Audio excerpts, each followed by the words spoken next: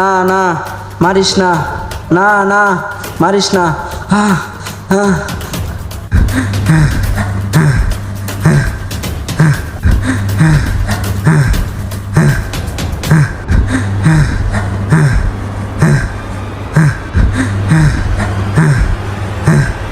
না না না,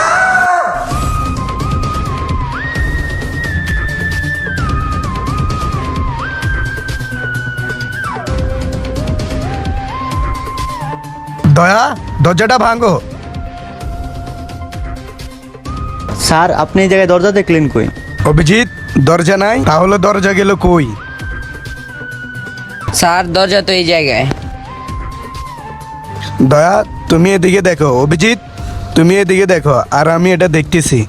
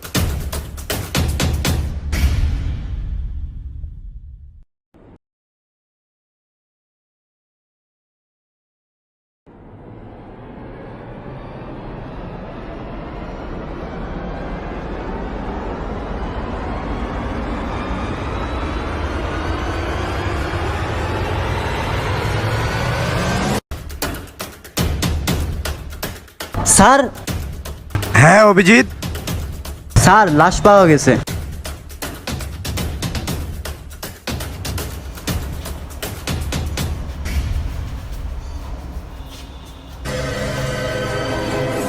দয়া, লাশটাকে ডক্টর চালকের কাছে পাঠিয়ে দাও।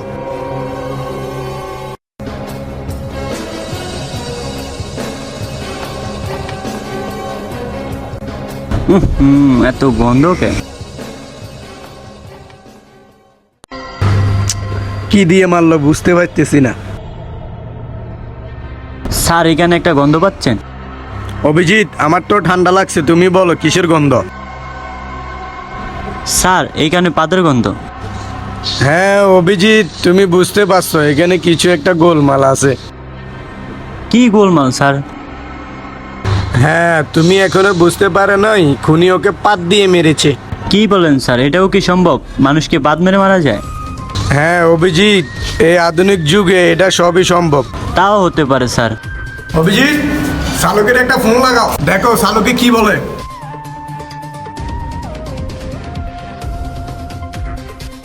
হ্যালো ডাক্তার সালুকে, লাশে কি কোনো প্রমাণ পাওয়া গেছে?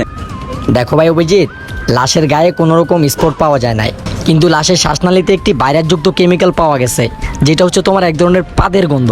তো আমার যেটা মনে হচ্ছে ওকে পাত মেরেই খুন করা হয়েছে। ওই স্মেলটা শুকতে শুকতে তোমরা খুনির কাছে পৌঁছাতে পারবা। স্যার ভালো করে নিঃশ্বাস নিয়ে দেখেন, গন্ধটা উপর থেকে আইতেছে। গন্ধ।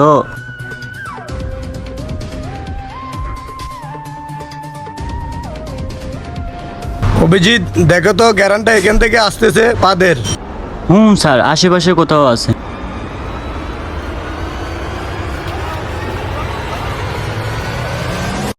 কিরে, বেশি পলানের শখ না?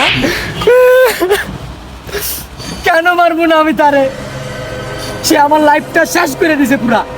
কেন ওকে মারলে সবটা খুলে বল। শোনেন তাহলে, ও আমার খুব ভালো একজন বন্ধু, কিন্তু আমার সাথে যে বিশ্বাসঘাতকতা করছে সেটা আমি মানতে পারি নাই। দেখ বন্ধু, অনেকদিন ধরে তোর আমি একটা কথা কইতে চাইছিলাম, কিন্তু কইতে পারি না। কি বল? এই যে তুই যে মর্জিনার পিছে ঘুরতাছস, তুই কি জানোস না আমি ওরা ভালোবাসি? ও বেটা, মর্জিনা আমারে ভালোবাসে। তোর কাছে প্রমাণ আছে মর্জিনা যে তোরে ভালোবাসে? অবশ্যই প্রমাণ আছে, ওর সাথে আমি ঘুরতে যাই, ওর সাথে আমি ডেটে যাই। তোরে ভালোবাসে মানে? ও তো আমারও ভালোবাসে, ওই আমার সাথে সব কিছু করবো, ওই তুললেই কিলিয়া করবো, ওই আমার উপর উপরে ভালোবাসা দেখাবো কিল্লিগা। ওরা আমি ভালোবাসি, দেখ তুই ওরে ভুলা যা। বুঝলে যাবো মানে ওরে আমি ভালোবাসি, ওরে আমি বিয়া করম, তুই পারলে কিছু করিস। এই তারা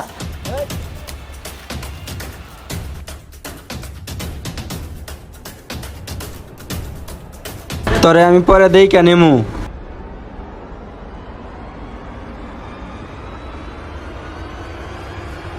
এটার প্রতিশোধ আমি নিমই। ঠিকই, আমি আমার প্রতিশোধ নিয়েই ছাড়ছি। সামান্য একটা মেয়ের জন্য নিজের বন্ধুকে খুন করে ফেললি, এখন সারা জীবন জেলের ঘানি টান।